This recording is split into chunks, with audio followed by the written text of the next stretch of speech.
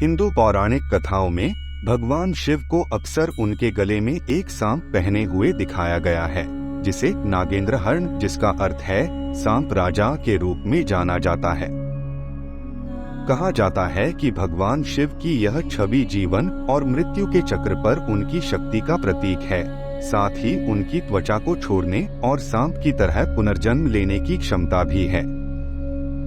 सांप को भगवान की भूमिका के साथ एक विध्वंसक के रूप में भी जोड़ा जाता है, क्योंकि सांप अक्सर मृत्यु और पुनर्जन्म से जुड़े होते हैं। भगवान शिव के नागहार की उत्पत्ति के बारे में एक लोकप्रिय कहानी यह है कि एक बार भगवान शिव ने एक सांप को आग से बचाया था।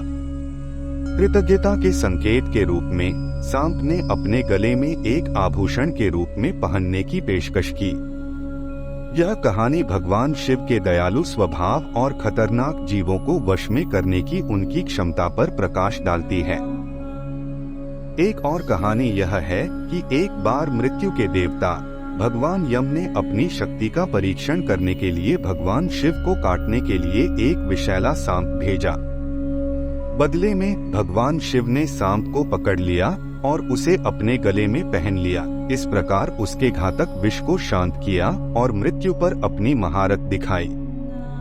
यह कहानी मृत्यु और उसके बाद के जीवन पर भगवान शिव की शक्ति को उजागर करती है।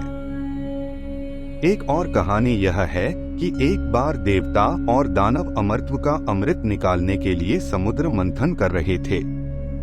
इस प्रक्रिया के दौरान एक विषैला जहर उत्पन्न हुआ जो दुनिया को नष्ट करने में सक्षम था।